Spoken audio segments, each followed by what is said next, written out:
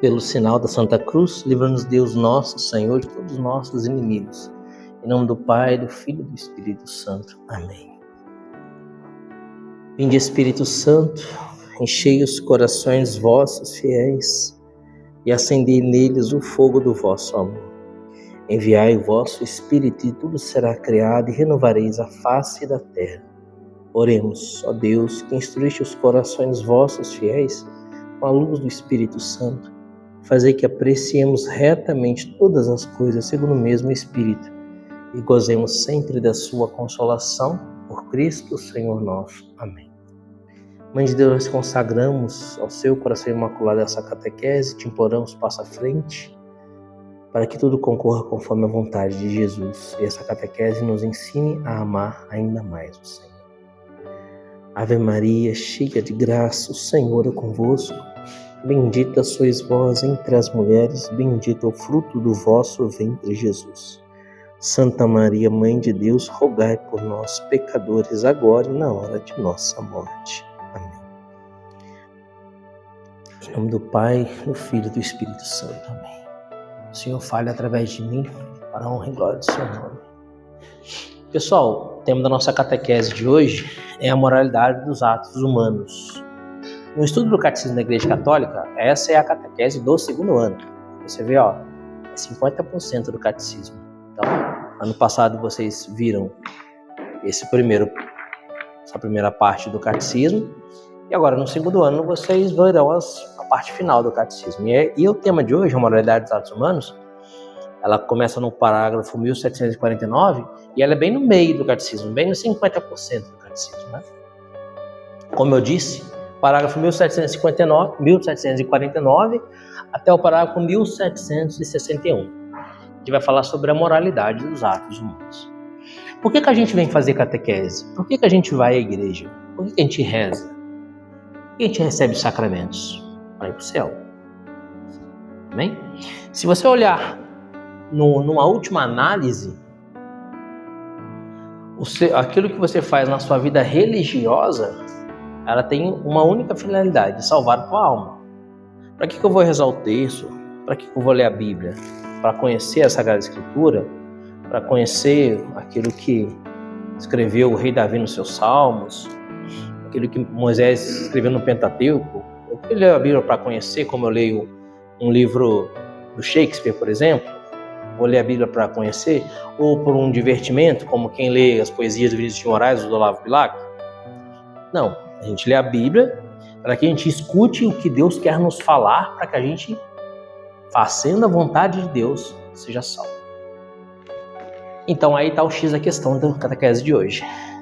Sejamos salvos fazendo a vontade de Deus. Fazer a vontade de Deus é um ato humano. Os atos humanos são bons ou são maus. Se os atos humanos forem bons, estaremos fazendo a vontade de Deus, estaremos nos conduzindo à salvação. Se os atos humanos forem maus, não estaremos fazendo a vontade de Deus, estaremos fazendo a vontade de nós mesmos ou do demônio e nos encaminharemos ao inferno. Hoje é sexta-feira à noite, sextou, né? Se sextou e vocês estão aqui, eu entendo que vocês querem fazer a vontade de Deus. E aí a gente precisa olhar para a nossa própria vida e ver para qual caminho você está caminhando. Para onde você está indo? Os seus atos, o jeito que você está vivido, tem te conduzido para o céu ou tem te conduzido para o inferno? Eu estou caminhando, todos nós estamos caminhando. A cada segundo nós damos um passo rumo à eternidade. Não sei se já te falaram isso, mas a cada segundo você está mais perto da morte. A cada segundo você está mais perto da eternidade. Seremos julgados. A cada segundo que passa, você está caminhando para esse juízo eterno. E a nossa vida é como um rio que não volta para trás. O rio não contraria a correnteza. Não existe nenhum rio que, de repente, em determinado ponto, o rio para e a água começa a retornar para a nascente. Não é assim. O rio sempre vai para o mar. Assim é a nossa vida. Desde que você nasceu, no dia do seu aniversário, no dia do seu nascimento, esse rio chamado vida está caminhando para a eternidade. Só que esse rio chega a um determinado ponto ele se divide em 2 braços. E esse ponto é a idade da razão. Quando você começa a raciocinar e decidir. Há quem diga que a idade da razão é 7 anos de idade, não é? Normalmente o pessoal fala isso. Hoje, com a criançada tão mais esperta do que antigamente, pode ser que essa idade da razão chegue até mais cedo. Mas, seja como for, chega um ponto que chega a idade da razão. E aí você começa a ser responsável pelas suas decisões, pelos seus atos. E aí esse rio se divide. Um braço do rio vai para o inferno, desaguar no inferno, e outro braço do rio vai para o mar. Qual braço do rio você tem tomado? A catequese de hoje é sobre isso. Sobre os atos, sobre aquilo que fazemos. E o conjunto dos nossos atos, das nossas decisões e do jeito que a gente vive é a nossa vida. Se estamos ou não fazendo a vontade de Deus. E o Catecismo da Igreja Católica, aqui no parágrafo 1750, ele nos mostra alguns critérios para a gente discernir se o ato humano é bom ou é mau. Em outras palavras, se o ato humano está de acordo com a vontade de Deus ou não. Porque bom é Deus, não foi isso que Jesus disse? Marcos capítulo 10, versículo 8. Marcos 10, 8, um homem chega para Jesus e fala, bom mestre. E aí Jesus fala assim, por que me chamas bom? Somente Deus é bom. Somente Deus é bom. Ele é o sumo bem, ele é a fonte de todo bem. É claro que Jesus é Deus. E quando Jesus fala, por que me chamas bom? Somente Deus é bom. Jesus está afirmando a sua própria divindade, como tantas vezes ele o afirmou. Por exemplo, quando ele disse, antes que Moisés fosse, eu sou é o nome de Deus. E Jesus usava esse eu sou várias vezes, né? João 6,48, eu sou o pão da vida. Eu sou o caminho, a verdade e a vida. Cada vez que Jesus assumia esse nome de eu sou, os judeus entendiam que ele estava falando que ele mesmo é Deus. É por isso que eles queriam apedrejá-lo, porque sendo homem, se fazes Deus, era a acusação dos judeus. E aí Jesus vai dizer então, Marcos 10, versículo 18, Marcos 10, 18, por que me chamas bom? Somente Deus é bom. Quando Jesus disse somente Deus é bom, nada além de Deus é bom. Somente Deus é bom. Nós somos bons? Seremos bons se estivermos de acordo com a vontade de Deus. Como que é o nome disso? Santidade. 1 Tessalonicenses capítulo 4, versículo 3. Essa é a vontade de Deus a vosso respeito, que sejais santos. Somente Deus é bom. E o que é um homem santo? É um homem que está completamente conformado à vontade de Deus. Quem não está conformado, está deformado. Então, um pecador é um homem deformado. Um santo é um homem conformado. Com o quê? Com a vontade de Deus. Então vamos lá, chega de enrolação. Vamos ler o Catecismo da Igreja Católica, no parágrafo 1749, que diz assim: a liberdade faz do homem um sujeito moral. O que o Catecismo quer dizer com isso? A gente tem liberdade para decidir, fazer as nossas escolhas. Quando a gente escolhe alguma coisa, essa escolha faz com que a gente faça um julgamento daquilo que é bom ou ruim. Por exemplo, vou falar de uma coisa bem simples para vocês terem uma ideia disso. Você acorda de manhã e aí você vai tomar o seu café da manhã. Aí você pode comer pão com manteiga e tomar um café com leite. Ou você pode comer pedra. O que você vai escolher? É muito melhor pão com manteiga e café com leite porque pedra vai quebrar seu dente. Quebrar seu dente é bom? Não é bom. Então você fez um julgamento.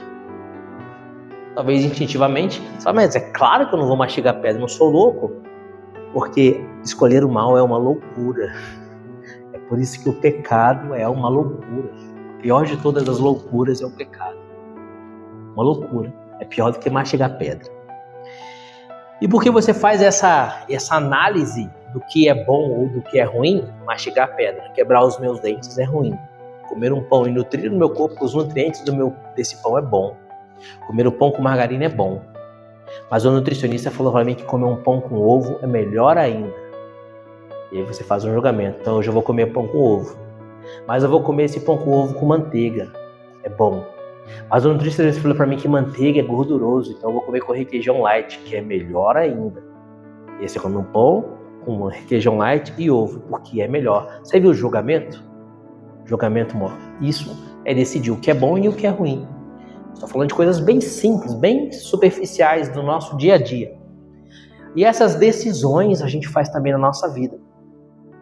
Quando eu estou sentado no ônibus, por exemplo, não sei se vocês andam de ônibus, mas a pessoa está lá sentada no ônibus e entra uma gestante. E aí ele olha a gestante assim, e aí ele fala, vou dar o lugar para ela. Ou ele pensa, eu vou olhar para a janela e vou fingir que não vi a gestante. É um julgamento do que é bom e o que é mal. Entendeu? Então isso é um ato moral. Foi meio imoral, foi meio amoral deixar a gestante em pé. É uma coisa meio imoral. E ceder o lugar para a gestante é uma coisa moral. Entendeu? Ainda nem estamos entrando no campo do pecado, né? Estamos no campo da moralidade. Então diz aqui que a liberdade do homem o faz um sujeito moral.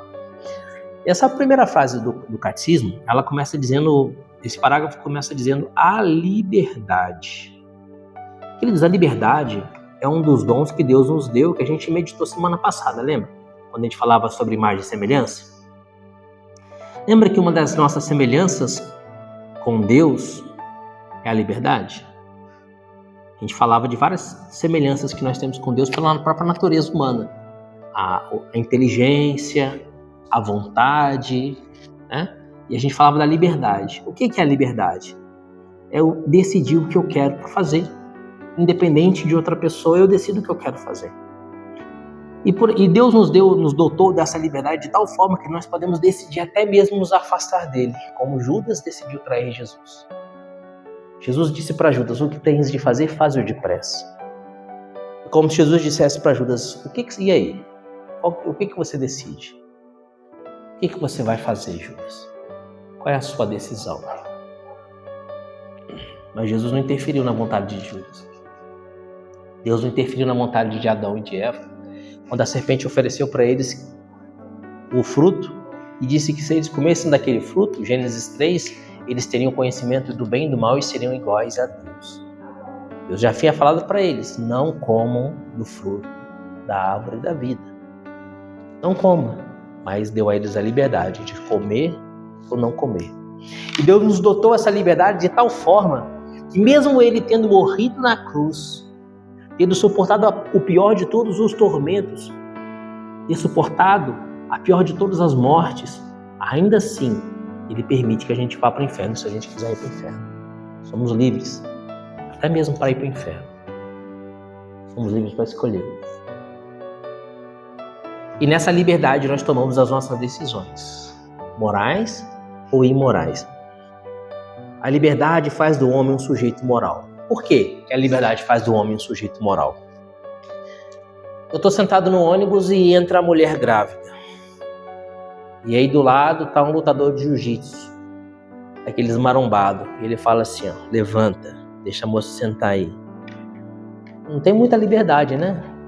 O cara é um lutador de jiu-jitsu, aqueles da orelha mastigada. Ou eu levanto ou eu tomo o couro dele, né? Qual é a liberdade disso? Não existe liberdade. E tem moralidade? Não tem moralidade. Só obedeci para não tomar uma surra. Então o ato foi bom? Não, o ato não foi um ato voluntário. O ato foi um ato obrigado. Fui obrigado a me levantar ou então tomava uma surra do jiu-jiteiro. Agora, se eu vejo a mulher grávida e falo, eu vou levantar para deixar ela sentar, eu tenho a liberdade de levantar ou não e eu escolho por levantar, aí o ato passa a ser um ato bom, porque ele foi dotado de liberdade. Eu, sei lá, estou em coma. Em coma eu não tenho liberdade alguma. Nada, não tenho uma liberdade nenhuma. Então meus atos, se pode dizer que é um ato, uma pessoa que está em coma, não pode ser julgado segundo a moral. Por quê? Porque foge à liberdade. Entendeu? A liberdade faz do homem um sujeito moral. Quando age de forma deliberada, ou seja, de forma livre, o homem é, por assim dizer, o pai dos seus atos. Os atos humanos, isto é, livremente escolhidos após um juízo da consciência, são qualificados moralmente. São bons ou são maus. E aí no parágrafo 1750, o catecismo vai dizer das fontes da moralidade. E ele vai apresentar para nós 3 pontos que depois ele vai refletir nos parágrafos 1751, 1752 e assim por diante, e vai refletir sobre esses 3 pontos, que são os 3 pontos da moral. Os 3 pontos que nós devemos observar para ver se os nossos atos são bons ou maus. Ele vai dizer aqui, 1750, parágrafo 1750, as fontes da moralidade. A moralidade dos atos humanos depende do objeto escolhido, do fim visado ou da intenção e das circunstâncias da ação. Esses 3 pontos aqui, eu convido vocês até a anotar, porque vai chegar um momento da sua vida que você vai ter que tomar uma decisão. Puxa vida, eu vou fazer isso ou eu não vou fazer? Eu vou tomar essa decisão ou eu não vou tomar? Eu vou falar tal coisa ou eu não vou falar? Porque se eu falo isso, eu estou sendo justo ou não estou sendo justo? Isso que eu vou fazer é bom ou ruim? E aí você fica naquela sinuca de bico e você não sabe o que decisão tomar diante de uma situação. Meu filho vai fazer tal coisa. E aí, eu proíbo ele ou não proíbo? Como que eu me posiciono? Eu tenho o direito de proibir ou não? Eu vou falar isso ou não vou falar? Eu devo falar ou não devo falar? Observe esses 3 princípios aqui que nos apresenta no parágrafo 1750. O objeto escolhido, o fim visado, a intenção e as circunstâncias da ação. Vamos começar a falar do objeto escolhido. O objeto. Tem objetos que por si só são ruins. Por exemplo, o rapaz trabalha no escritório, né? Ele tem um escritório ali, atende público e aí ele arruma uma secretária. Aí a secretária é a Miss Universo, menina linda. E ela começa a arrastar uma asinha para ele. E aí ele pensa, acho que eu vou sair com essa moça que é bonita. Só que ele olha para a mãozinha dele, ele vê um anelzinho brilhando na mão dele. Ele, rapaz, mas esse anel aqui, acho que eu sou casado, né? E acho que eu não posso sair com essa moça. E aí ele pergunta para si mesmo, eu vou adulterar ou não? O objeto do ato é o adultério. O adultério é mal por si só. Então já não passa no primeiro crivo. E aí vocês começaram a entender os crivos, né? O objeto, o fim visado e a circunstância. O adultério é um objeto mal por si só. Então já não vai adulterar. Por quê? Porque o objeto já é mal. Não precisa nem analisar os outros 2 crivos. O primeiro crivo já mostra para você que aquilo não é vontade de Deus e que aquele ato é um ato imoral. Tem dúvida disso, não? O homicídio, por exemplo, matar alguém, é um objeto moral ou imoral? O que vocês me falam? Imoral, todos concordam que matar alguém é imoral? Se eu falar que depende. E se eu falar que tem circunstâncias que você deve matar a pessoa? E está escrito no Catecismo da Igreja Católica. E aí? Vamos ver? Catecismo da Igreja Católica, parágrafo 2257, sobre o 5º mandamento. É aquilo que você vai fazer. A gente está falando de atos, né? Então o objeto é aquilo que você vai fazer. Por exemplo, o adultério que eu falei. Vai adulterar, é o objeto, o adultério. Agora aqui estamos falando do homicídio. Vai matar alguém. Objeto, matar alguém. Produzir um cadáver. Confeccionar um defunto. É o objeto. Cancelar o CPF. E aí vocês, a princípio, no primeiro momento, como a gente sabe que homicídio é um crime, não a primeira análise, é um crime. Além de ser crime, é um pecado mortal, porque é contra o 5º mandamento, não matar. Então, como vocês já têm na cabeça essa informação, vocês já disseram de pronto, imoral o ato. E aí eu falei que depende. A gente vai ter que olhar os outros 2 critérios para a gente ver se o homicídio é moral ou imoral. Por quê? Do objeto escolhido, homicídio, do fim visado ou da intenção. Pensa agora na intenção. E da circunstância da ação. Os outros 2 critérios. Agora vamos lá no Catecismo, no parágrafo 2257, que fala o 5º mandamento, não matarás. Ouviste o que foi dito aos antigos, não cometerás homicídio. Quem cometer homicídio deverá responder no tribunal. Ora, eu vos digo, todo aquele que tratar seu irmão com raiva deverá responder no tribunal. Mateus 5, versículo 21 e 22. Então Jesus está falando do homicídio aqui, e Jesus vai até além do que você cancelar o CPF. Jesus fala que se você gera o ódio contra a pessoa, você já está cometendo homicídio no seu coração. Jesus vai além. Ele não só fala que não pode matar a pessoa, tirar a vida, produzir um cadáver, cancelar um CPF. Jesus vai além. Ele fala que se você odiar a pessoa, você já cometeu homicídio no seu coração. Então, homicídio é mal. O próprio Jesus está falando. O objeto é mal. Vamos ver os outros dois crivos? O fim visado e as circunstâncias? Pega aqui comigo, se vocês têm o catecismo, parágrafo 2263. O catecismo diz assim, parágrafo 2263. A legítima defesa das pessoas e das sociedades não é uma exceção à proibição de matar um inocente, o que constitui o homicídio voluntário. A ação de defender-se pode acarretar duplo efeito.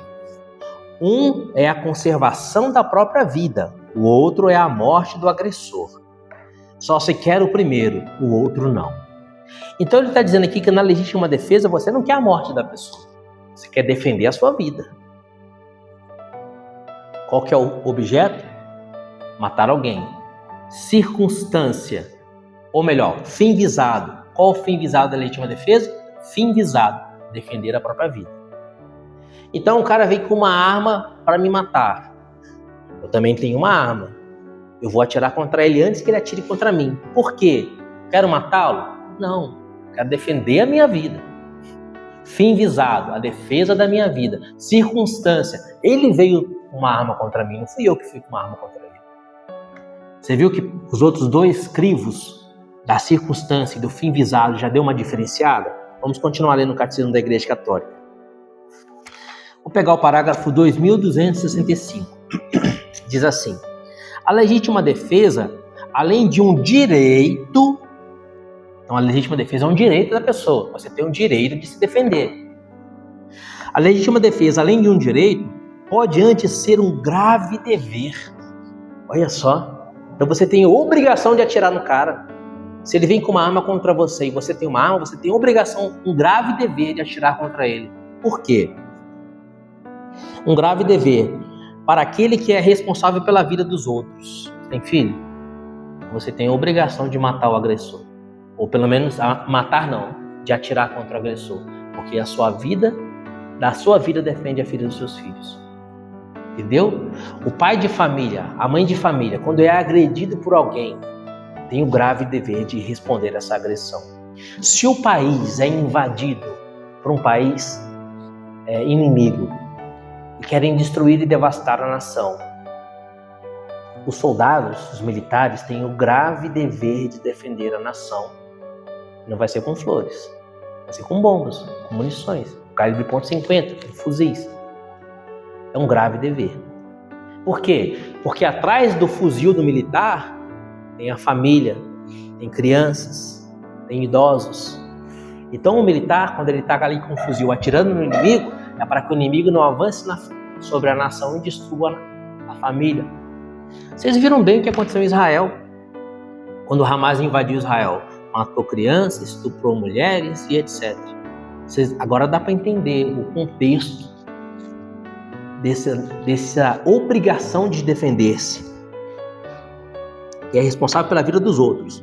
Preservar o bem comum da sociedade, acabei de falar, exige que o agressor seja impossibilitado de prejudicar a outra. A esse título, os legítimos detentores da autoridade têm o direito de repelir pelas armas os agressores da comunidade civil, pela qual são responsáveis. Corresponde a uma exigência de tutela do bem comum o esforço do Estado destinado a conter a difusão dos comportamentos lesivos aos direitos humanos e às regras fundamentais de convivência civil. A legítima autoridade pública tem o direito e o dever de infligir penas proporcionais à gravidade do delito. A pena tem como primeiro objeto reparar a desordem introduzida pela... Então aqui o catecismo está dizendo que, depois ele vai falar da pena de morte no parágrafo 2267, mas vamos ficar aqui só na legítima defesa. O parágrafo 2265 diz que não é só um direito, mas uma obrigação de defender a sua própria vida quando da sua vida depende a vida de outra pessoa. Eu sou solteiro, vou deixar o cara me matar. Você que sabe, você tem o direito de se defender. Se você atirar contra ele para se defender, você não peca. O que você não pode é querer matá-lo. Isso está até no Código Penal brasileiro. A legítima defesa é uma excludente de ilicitude. Só não pode o quê? O excesso. E o que é o excesso? O cara veio atirando contra mim, eu saquei a arma, atirei contra ele, ele caiu. Ele caiu, largou a arma. Tá vivo. Acabou. Socorre, PS e segue a vida. Ele caiu baleado. Aí a pessoa vai lá com a arma e confere, e dá 5 tiros na cabeça. Ele queria o quê? Se defender ou queria já a morte da pessoa? Queria a morte da pessoa. Então chama excesso.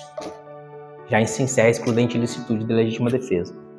O cara atirou contra ele, ele atirou, o cara caiu no chão, baleado, foi socorrido, morreu no hospital.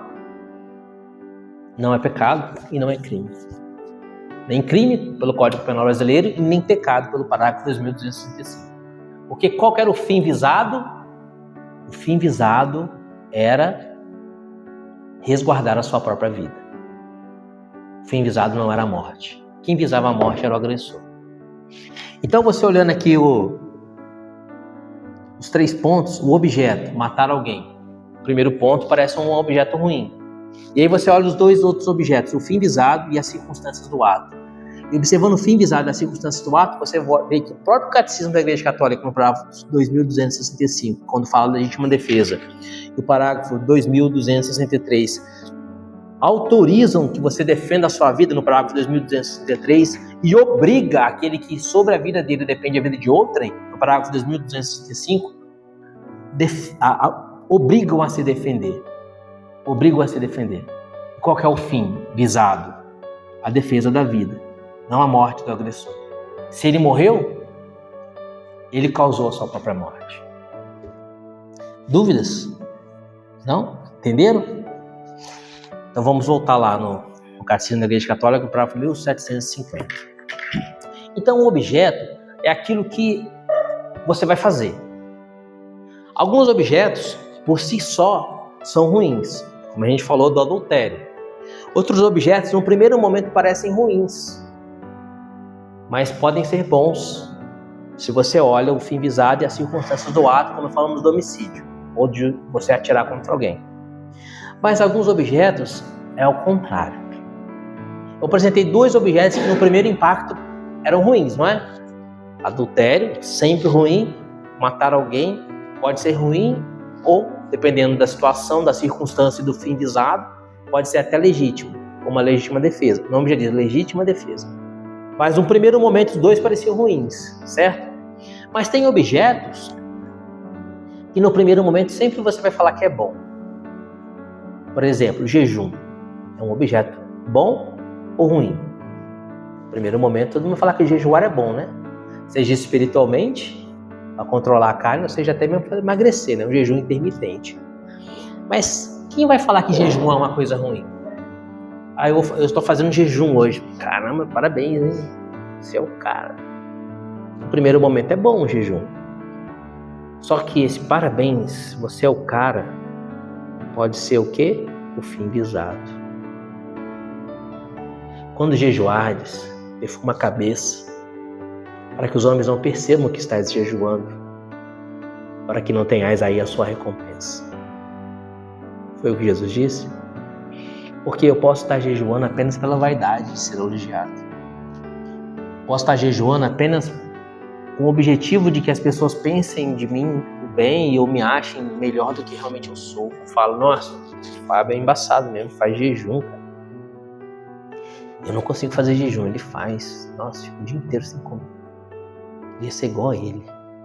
E aí esse elogio vai alimentando meu ego.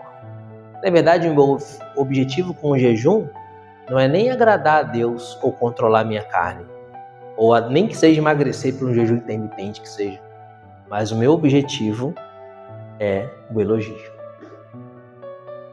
E aí ele passa no primeiro crivo, jejum, objeto, coisa boa. Segundo crivo, o fim visado, a vaidade, a vanglória, a soberba, que é um pecado capital. Então o fim visado já torna o objeto ruim, é um ato imoral. Jejuar é um ato imoral? Sim, pode ser um ato imoral, dependendo do fim visado. O objeto sempre vai ser bom, mas o fim visado ele torna um ato imoral. Ah, mas eu jejuo para emagrecer. Faço jejum intermitente para emagrecer. Tá, objeto, jejum intermitente, jejum, objeto bom. O fim visado, emagrecer. Emagrecer é bom ou ruim? Saúde, é bom você cuidar da sua saúde. Passa pelo segundo crivo. Então, primeiro crivo, legal. Objeto, jejum, bom. Fim visado, emagrecer, bom. Terceiro crivo, as circunstâncias do ato. Para que você quer emagrecer? Eu quero emagrecer para ficar gatinho e pegar a minha secretária. Mas você é casado, mas eu quero ficar gatinho e pegar a secretária. Aí a circunstância do ato torna o ato imoral. Aí tá moral o ato, passa no terceiro crivo. Entendeu? Quero ficar gatinho para minha esposa. Tá bom. É um objeto bom, né? Tá dentro do sacramento do matrimônio. Mas quero ficar gatinho para pegar a secretária. Ou nem para pegar a secretária. Eu quero ficar gatinho para as pessoas me elogiarem. Nossa, tá emagreceu, tá bonitão. Vanglória. Então não passou no terceiro crivo. Passou no primeiro crivo, objeto, jejum, coisa boa. Passou no segundo crivo, fim visado, emagrecer, coisa boa. Terceiro crivo, a circunstância do ato, viciou o ato. Viciou o ato. O que é vício? Algo ruim. Tornou o ato ruim. Entendeu? Esses três crivos do objeto, do fim visado e da circunstância do ato, eles devem estar presentes na nossa vida. No final das contas, ser santo é fazer atos bons, porque isso é a sua vida. O que você faz é o jeito que você vive, é a sua vida. Se você frequentemente faz atos morais, ou seja, se frequentemente você faz atos bons, as pessoas, você vai ser bom. Ser bom é ser santo, porque só Deus é bom. Se frequentemente você faz atos imorais, você se torna imoral ou viciado. O vício é o contrário da virtude, se torna mal. E observando isso, a gente pode pautar a nossa vida por tudo isso aqui. Isso pode não, a gente deve, né? O objetivo desse artigo 4º do Catecismo da Igreja Católica, o objetivo é você controlar as suas paixões, controlar aquilo que te leva ao vício, controlar aquilo que você tem dificuldade e que, infelizmente, você cai no pecado. Por exemplo, a gula. Olha, a gula é muito difícil. Vou comer hoje na churrascaria, e é o rodízio. Será que é bom? Vamos olhar os três pontos. Objeto, comer. Preciso comer, né, meu? Se eu não comer, vou morrer, né? Eu preciso comer. Então, o objeto é bom, né? Comer é um objeto bom. Segundo, o fim visado. Para que você quer comer na churrascaria? Aí já começa o negócio, a porca torceu o rabo, né? Porque é mais gostoso. Mas será que esse porque é mais gostoso não é motivado pela gula? Então já fica ali viciado o seu ato. Vamos para o terceiro, as circunstâncias do ato. Como que você vai comer churrascaria? É rodízio, né? Vou comer até a carne sair pela orelha. Enquanto não tiver carne saindo pela orelha e o garçom tiver caminhado uns 4 quilômetros trazendo carne e voltando, trazendo carne e voltando, eu não paro de comer. Gula. Então não é bom ir na churrascaria, no rodízio. Eu não vou em churrascaria no rodízio. Eu não vou em rodízio de carne, eu não vou em rodízio de massa, eu não vou em rodízio de nada. Sabe por que eu não vou em rodízio? Porque não é bom. É ruim, é mal em rodízio. Mas por que em rodízio é mal? É delícia no rodízio, eu adoro rodízio. Põe no critério aqui dos três pontos e você vai ver que o rodízio é mal. Por que o rodízio é mal? O objeto é bom, comer. Mas a circunstância e o fim visado é mal. A circunstância, porque é mais gostoso. O fim visado, comer até me empanturrar. Quem vai no rodízio vai para comer até se empanturrar. Então o fim visado é ruim. Você falou de matrimônio, né? Algumas catequeses a gente não pode dar alguns exemplos, porque é criançada, adolescente, mas como catequese de adulto a gente pode dar mais exemplos. Uma vez perguntaram assim, eu posso ir no motel com a minha esposa? Ir no motel com a esposa. Objeto, a união do casal. Objeto bom. o fim visado, o casal se unir, se amar ainda mais. Bom, passou nos 2 critérios. As circunstâncias do ato. Aí a gente vai olhar. Circunstância do ato. O motel. O que é o motel? O motel é um lugar para ter relações sexuais. Mas por que tem um lugar para ter relações sexuais se as pessoas têm as suas casas? Porque tem pessoas que precisam fazer relação sexual fora da casa. Mas por que tem pessoas que precisam fazer relação sexual fora da casa? Porque é solteiro, a mãe não pode saber, o pai não pode saber. Ou então pior, é casado e não vai fazer com a esposa. Então precisa ter um outro lugar. Então o motel é um lugar que alimenta o adultério.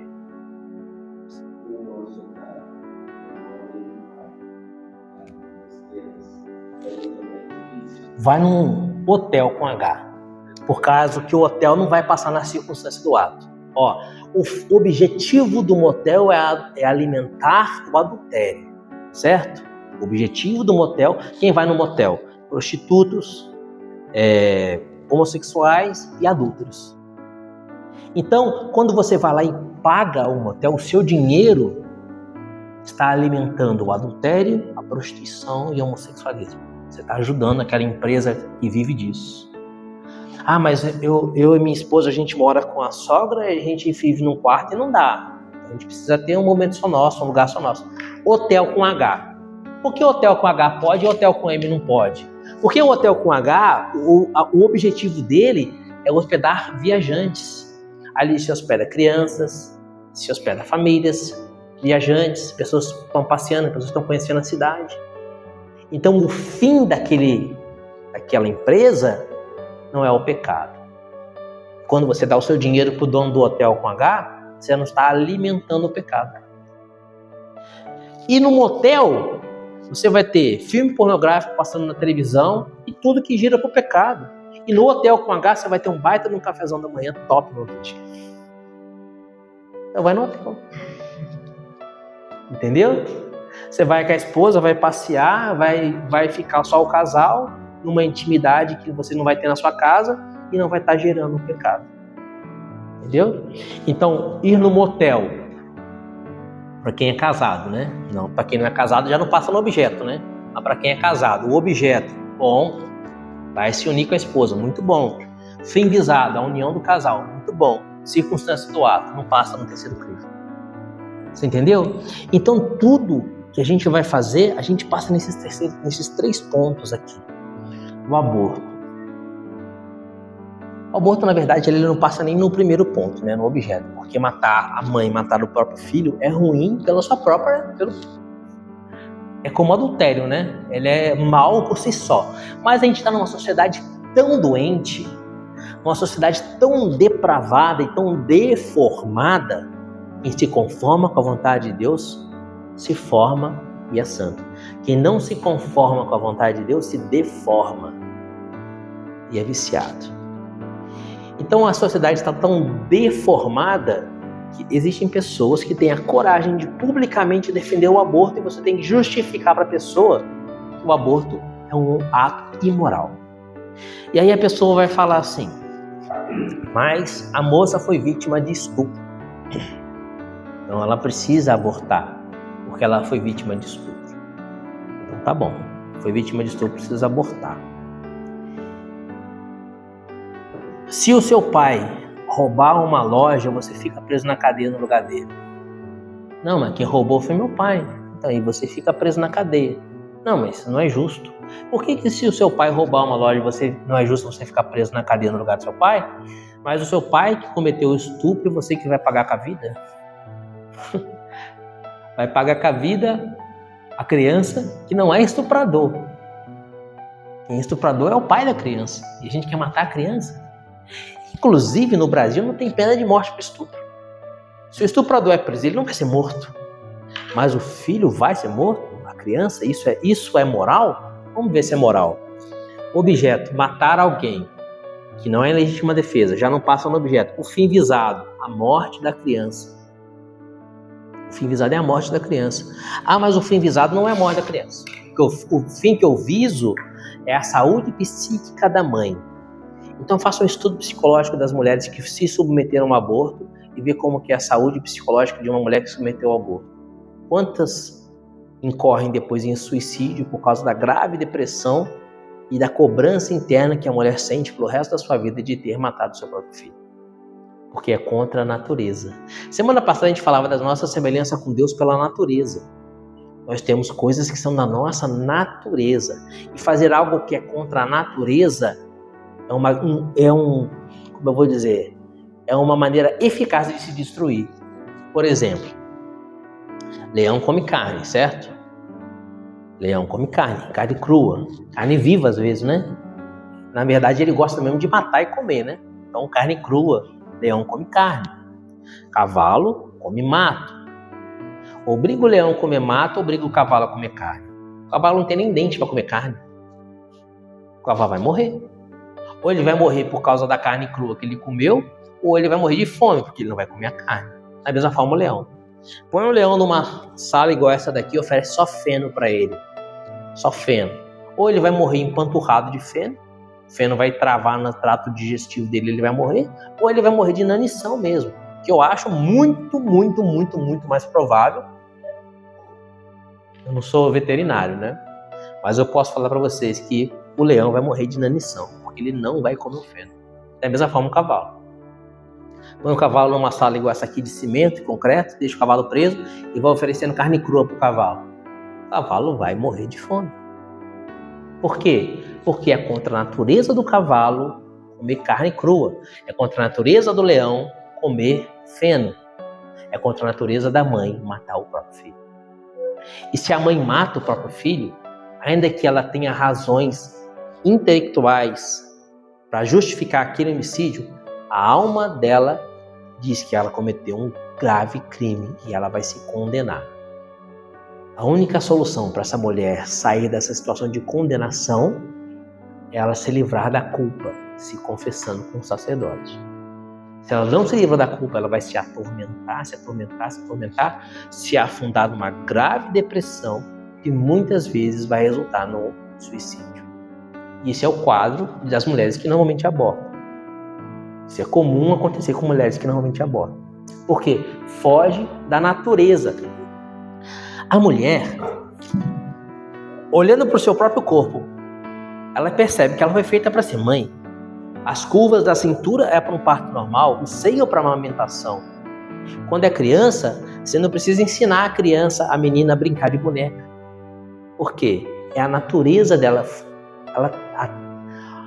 a psique dela leva àquilo. E toda mulher é mãe, seja mesmo ela mãe, biologicamente falando, ou seja, ela é uma religiosa, uma freira. Como assim que uma freira é mãe? Vai no convento e olha lá a rotina das religiosas. Vê se uma religiosa não vai cuidar da outra religiosa mais nova, como uma mãe cuida de uma filha. E como é que chama a chefe das freiras? Não é madre? Significa mãe? Toda mulher é feita para ser mãe. De tal forma que quando a mulher fala assim, eu não quero ter filho, porque filho dá muito trabalho, filho dá muita despesa, não quero ter filho. E ela não tem filho. Aí o que ela faz? Adota um doguinho, né? E ela chama o doguinho de quê? De filho. Vem cá com a mamãe. Não é assim? Ou adota um gato. E assim por diante. Por quê? É a natureza. Da mesma forma, todo homem é feito para ser pai. E todo homem é pai. Não existe um homem que não seja pai. Mas meu vizinho lá nunca teve filhos. Aí vai lá no trabalho do vizinho que nunca teve filhos. Aí ele chega pro colega de trabalho que é o mais novinho, que acabou de entrar na empresa, e ele fala assim, colega de trabalho, assim, não é assim que faz, meu filho. Vem cá, eu vou te ensinar a fazer esse serviço. A paternidade é fluente. Mas ele é religioso, ele não se casou. E o que é que ele faz? Ele é padre. O que significa padre? Pai. Vem de pater. E o que o padre é, senão o pai dos fiéis? Vai educar e conduzir os fiéis na fé. Então todo homem é pai, toda mulher é mãe. Isso é natureza. Quando uma mulher comete um aborto, ela vai contra a sua natureza na raiz do ser dela. É como se fosse o jovem que estudou 2 anos para fazer o O Enem, chega no Enem, fechou o portão, cara. Entendeu?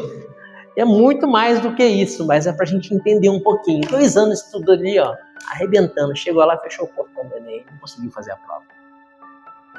Então o objeto é ruim, o aborto. O fim visado é ruim. E ainda que as pessoas digam que o fim visado é bom porque é defender a saúde psicológica de uma mãe que sofreu um abuso, na verdade você está arrebentando ainda mais a mulher. Você está destruindo ainda mais a mulher.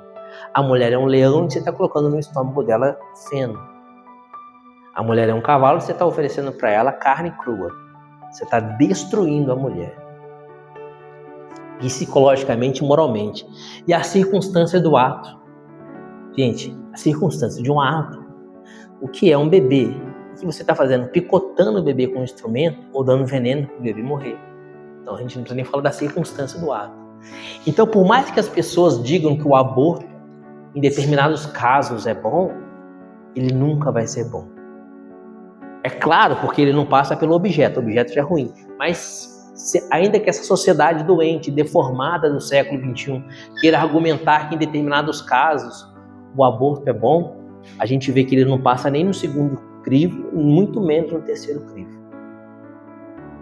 Meu corpo, minhas regras. O corpo não é seu, o corpo é de outra pessoa. É outro corpo dentro do seu corpo. Né? Seu corpo, suas regras. Se quiser cortar seu braço, pode cortar seu braço.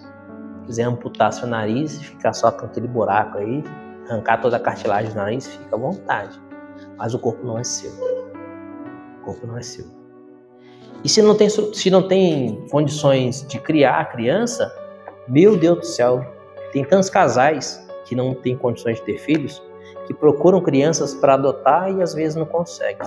Então, oferece para adoção.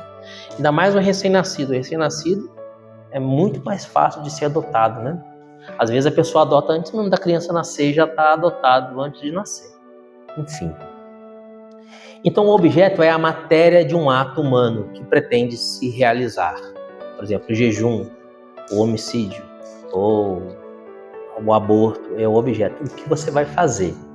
O fim visado. Para que eu vou fazer aquilo? Por que eu vou jejuar? Para quê? É para agradar a Deus? É bom. É para me vangloriar com o jejum? É mal. Né? E a circunstância é...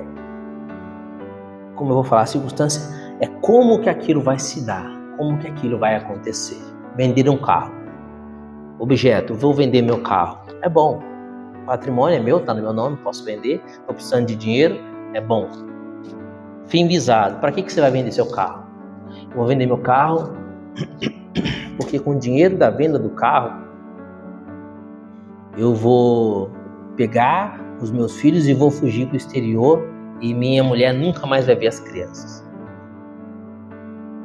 Fim visado. O objetivo de vender o carro é mau.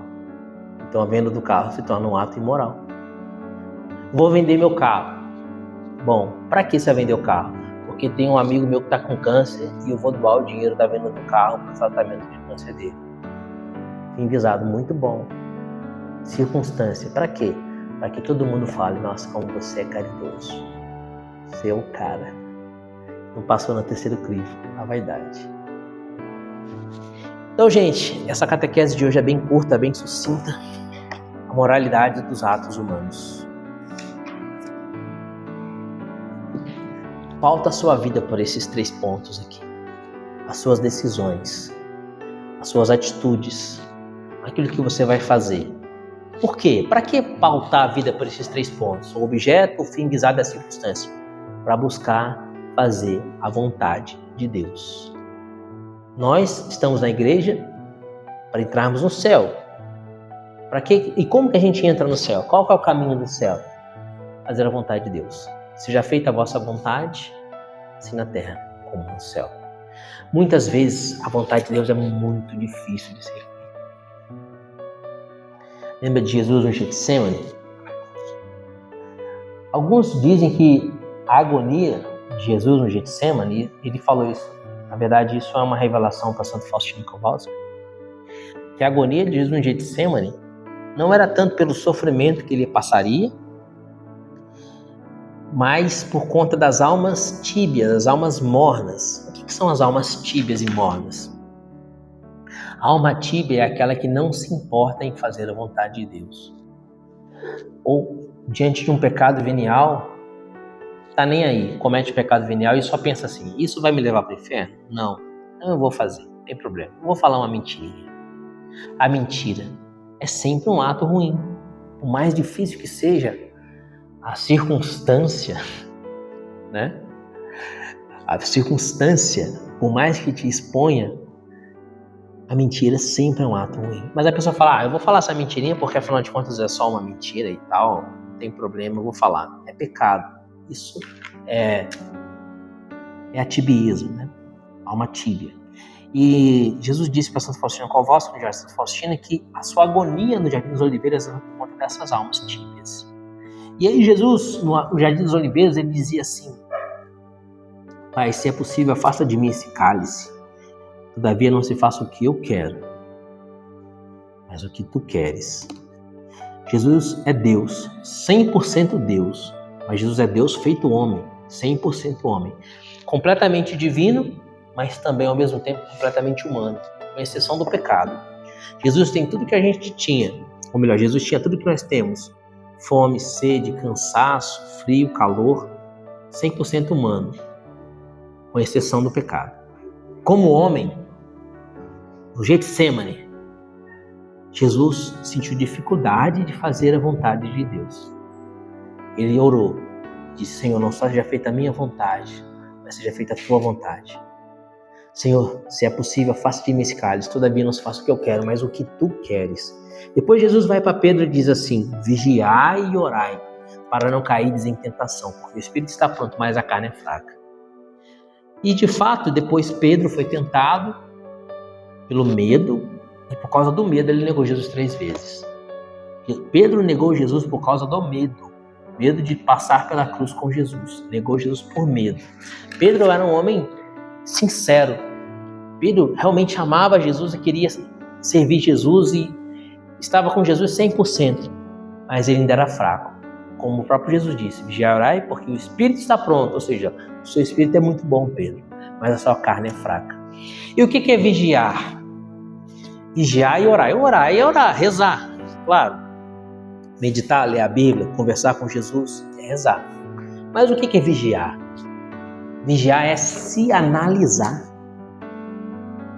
é observar a vida e ver se nossos atos passam pelos 3 crivos. Isso é vigiar. Você é amigo desse homem? Você conhece? Você é Galileu também? Se Pedro tivesse pensado, objeto, falar mentira, já não passava no primeiro crivo. Não conheço esse homem. Você entendeu? Se Pedro tivesse vigiado os seus atos, ele não tinha negado Jesus 3 vezes. Já não passava no primeiro crivo. Vou falar mentira, eu não conheço Jesus. Ah, mas é só uma mentirinha, né? Beleza. Eu tenho certeza. E essa certeza, nós, na eternidade, vamos confirmar talvez com o próprio São Pedro. Quando aquela mulher falou assim para Pedro, você conhece, a empregada lá, você conhece esse homem? Você é Galileu, eu vejo pelo teu sotaque. E Pedro disse, não conheço esse homem. Quando Pedro disse, não conheço esse homem, Pedro pensou, meu Deus, é só uma mentirinha. Na verdade eu amo Jesus, mas é só uma mentirinha, para eu não morrer também, né? Só uma mentirinha. Pedro não falou assim, eu vou falar que não conheço ele para que ele morra na cruz mesmo. Não. Pedro amava Jesus. Quando Pedro vai dizer para Jesus, Senhor, estou pronto para morrer contigo. E Jesus fala, Pedro, você não sabe o que você está falando, ainda hoje você vai me negar 3 vezes. Quando Jesus ouviu da boca de Pedro, Senhor, estou pronto para morrer contigo. Jesus sabia que Pedro negaria 3 vezes, tanto que o próprio Jesus disse, né? Ainda hoje você vai me negar 3 vezes. Mas Jesus também sabia que Pedro falava aquilo com sinceridade de coração. Ele queria mesmo ficar com Jesus até o fim, né? Que ele não conseguiu por causa da fraqueza humana. O espírito está pronto, mas a carne é fraca. Portanto, gente, não é só a carne de Pedro que é fraca, não. Se a carne de Pedro era fraca, muito, muito, muito, muito mais fraca é a minha carne. Então, a empregada, a secretária bonitona vem puxar papo comigo e perguntou se eu não posso comer um lanche com ela depois do serviço.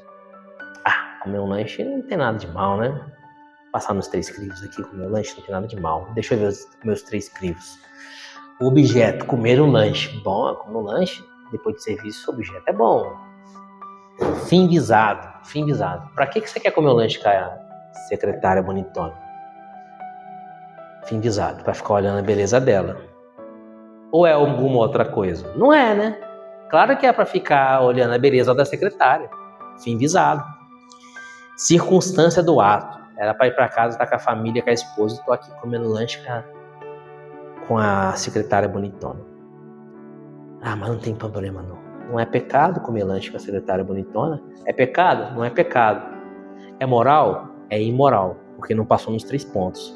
E aí ele vai comer lanche com a secretária bonitona, e a secretária faz um convite, e ele já está encantado com a beleza dela e aceita o convite e adultera. Por quê? Porque não vigiou. Vigiai e orai para não cair em tentação. Viu como as 3 peneiras aqui te salvam a sua alma do inferno? Não vigiou e caiu. O adolescente lá viciado em pornografia se confessou, foi lá no padre, pequei porque vi pornografia. Tá arrependido? Estou arrependido. Nunca mais eu vou ver pornografia, padre. E ele fala com sinceridade, nunca mais vou ver pornografia, nunca mais, não quero mais. O padre absolve, reza um Pai Nosso, 3 Marias, só penitência. E ele vai embora. Passa uma semana sem pornografia, 2 semanas, rezando o texto, lendo a Bíblia. Uma belezinha. Venceu o pecado. 4 semanas. Aí ele recebe uma foto da atriz fulana de tal, de biquíni. Aí ele olha assim, nossa, bonita de biquíni, né? Passou. Aí ele fica lembrando da foto da atriz fulana de tal de biquíni. Aí ele vai lá e digita o nome da atriz no Google lá. Fulana de tal de biquíni. Aí ele pensa, biquíni não é pornografia, né? Afinal de contas, tá de biquíni. Não tô digitando pelada, tô digitando de biquíni. Tô digitando pelada, fulana de tal de biquíni. Aí ele olha lá, de biquíni, bonitona, né? Aí embaixo, ele percebe que tem uma foto dela sem a parte de cima do biquíni. Aí ele corre o celular e não olha. Não vou olhar, já confessei, não vou olhar a fotografia. Aí no outro dia, como ele digitou fulano de tal de biquíni, o Google manda pra ele de novo. Aí ele olha, mas... só a parte de cima do biquíni que tá sem, né? Vou dar uma olhadinha. E dali por diante é ladeira abaixo. Como diz o Chico da Tiana, né? Daqui pra frente é só pra trás, né? Daqui a pouco ele tá lá na pornografia de novo. E volta pra conversar com o padre. O padre cai na pornografia de novo. E aí, se ele olhando, por que ele caiu na pornografia? Ele caiu na pornografia porque ele não passou nas 3 peneiras. O objeto, o fim visado é a circunstância. Não quero mais pecar contra a pornografia, mas é viciado. É como quem é viciado em droga. Viciado em pornografia. Se tiver aquele estalo do cheirinho da maconha, ele vai voltar a fumar maconha. Se tiver viciado em álcool, se tomar um golinho de cerveja, vai ficar embriagado. Ele não vai ficar só no golinho, ele vai tomar 2, 3, 4 garrafas de cerveja. Ele é viciado em pornografia. Então ele foi lá assistir, ver a foto da... Como é que chama a esposa do Brad Pitt mesmo? Que é bonitona? Aquela esposa do Brad Pitt. Angelina Jolie. Vou ver a foto da Angelina Jolie de biquíni. Objeto. A foto da Angelina Jolie de biquíni. É bom ou ruim esse objeto? É um objeto ruim, cara. Não é Angelina Jolie, cara. Mas é um objeto ruim. Por que é um objeto ruim? Porque vai te levar ao pecado contra a castidade. Você é viciado, meu filho. Não veja a foto da Angelina Jolie de biquíni. Não veja. Porque você não vai ficar na foto. Nem de biquíni era para ela estar na foto. Não veja. O fim visado, o voyeur, o prazer em ver. Esse fim visado, que é o prazer dele ver a Angelina Jolie de biquíni, é o mesmo ponto do cérebro, porque o maior órgão sexual que o homem tem é o cérebro. Sabia disso? É o mesmo ponto do cérebro que vai ser acessado pela pornografia. O prazer em ver. É o mesmo ponto, ou seja, você está pondo o dedo na tomada, você está acionando esse comando no seu cérebro. E vai acionar esse comando e o negócio vai ladeira abaixo. Não vai ter jeito, você acionou o comando. O prazer em ver. Você acionou esse comando. Ah, mas é só de biquíni. É só de biquíni, mas o fim visado é você ter um prazer em ver. Você atingiu esse fim visado que é mal, que é ruim. Você vai ladeira abaixo. E nem precisa seguir na circunstância do ato. Porque já não passou na primeira, já não passou na segunda peneira. Vocês perceberam que é assim que o demônio pega a gente? O demônio sabe a sua fraqueza. E aí ele joga uma isca. A pessoa é orgulhosa, soberba. Ela se acha super, hiper, mega blaster. E o demônio fala assim, ó, esse cara, ele não tem vício de pornografia. Esse cara é fiel no casamento dele, não vai trair a mulher. Esse cara é manso, ele não é colérico, não vai brigar com ninguém, não vai arrumar problema com ninguém. Esse cara aí, tô analisando aqui o perfil dele, ele é orgulhoso e soberbo. Onde que o demônio vai atacar? No orgulho e na soberba. E aí o demônio vai falar para ele assim, você sabe falar inglês, né? Só que as pessoas não sabem que você sabe falar inglês. Por que você não puxa um papo com a pessoa para falar? Só para falar para a pessoa ficar sabendo que você fala inglês e a pessoa te elogiar. E aí aquilo vem na cabeça dele, tá conversando com a pessoa, vem na cabeça dele sobre alguma coisa sobre inglês. E ele acha que aquilo surgiu da cabeça dele. É a tentação. Eu vou falar pro Antônio que eu sei falar inglês, mas eu não vou chegar para assim, Antônio, eu sei falar inglês. Eu vou pegar um filme em inglês aqui, colocar sem legenda e vou começar a traduzir na frente dele, para ele ver. Aí eu ponho aqui um filme do Indiana Jones aqui, falando inglês. Aí falou uma frase, Antônio, aqui ele falou que isso em português significa isso. Aí põe uma música lá para tocar da Whitney Houston. Nossa, a letra da música é bonita, né? Essa letra da música tá falando isso. Meu, por quê? Objeto. Por que você tá traduzindo a letra da música pro seu colega? Por quê? Ah, porque meu colega precisa muito saber a letra da Whitney Houston. Não, objeto. Vaidade, soberba. E aí você não passou aquilo no crivo, aí você pensa, poxa, mas que problema tem de eu traduzir a letra da música da Whitney Houston? Não tem problema nenhum. Eu vou traduzir para ele falar assim, nossa, cara, é bom mesmo, sabe falar inglês, hein? Só que esse é apenas o gatilho, que vai acionar um comando de vaidade. E aí depois, como você é um cara muito inteligente, o próprio demônio vai conduzir aquele seu colega a fazer uma crítica para você. E aí você vai ficar com uma raiva dele porque ele criticou você, ou seja, porque ele não te tratou com a reverência que você merece. E aí você vai começar a nutrir inimizade por ele. E aí o demônio vai cultivar essa inimizade até que ela vire um ódio. E por causa do ódio e da falta de perdão, te levar para o inferno. Ah, mas como é que começou isso? Começou com a sua vaidade, com a sua soberba. Ou seja, o demônio vai usar sempre o nosso ponto fraco. Por isso, diante de alguma situação, o seu anjo da guarda vai te falar, cuidado. E aí, quando o seu anjo da guarda te falar cuidado, você perceber que aquela atitude sua, que aquilo que você está fazendo, que você está prestes a fazer, pode não ser uma coisa muito boa, você passa nas 3 peneiras. E aí você examina o objeto, o fim visado e as circunstâncias do ato. Um exemplo. Eu fiz um curso que tinha muita carga de direito, né? E esse curso me dava a possibilidade de eliminar a graduação em bacharel em direito em 3 anos. Então eu fazia 2 anos. Fazia 2 anos de bacharel em direito e já saía com outra graduação. São 5 anos, né? E aí o pessoal tudo fazendo, e eu fiz minha inscrição, né, na faculdade lá para fazer, até em AD e tal. Falei, isso é rapidinho, né? Aí eu pensei, por que eu quero fazer isso daí? Objeto, para que eu quero? E eu percebi assim, para ter uma graduação de direito, né? Mas para que ter uma graduação a mais de direito? As pessoas falam assim, caramba, você é formado em direito também? Parabéns. Tem um diplominha na parede. Eu falei, pô, isso é vaidade. Olha o anzol do demônio. Eu vou trabalhar com isso, eu não vou advogar, eu não vou fazer nada, não vai me... É só a simples vaidade de ter mais um curso superior e falar, eu também sou bacharel em direito. Entendeu? Então você precisa analisar por esses 3.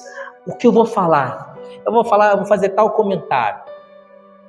Vigiai e orai para não cair em tentação. Vigiai e orai. Vigiai, passar nas 3 peneiras. Eu vou falar tal coisa para minha mulher. Vai causar uma briga do caramba. Mas eu vou falar que ela merece ouvir isso. Objeto. Por que você vai falar? Porque ela merece ouvir isso. Mas por que você acha que ela merece? Porque ela fez isso e eu não gostei. Então, ou seja, você quer se prevalecer sobre ela. É o seu orgulho, a sua soberba que está se aflorando. Então, vale a pena você falar e causar um furdunço na casa, um zulu. Não, mas eu vou falar porque eu não engulo sapo. Objeto. Já não passou na primeira peneira. Objeto. Show de bola, gente? Deu alguma dúvida, não? Deu para compreender? Então, anotem as 3 peneiras. Por essas 3 peneiras, vamos vigiar as nossas ações. Vigiai e orai, para não cair em tentação. Lembrando que não é só as 3 peneiras, né? As 3 peneiras aqui é o vigiai, mas também tem o orai, né?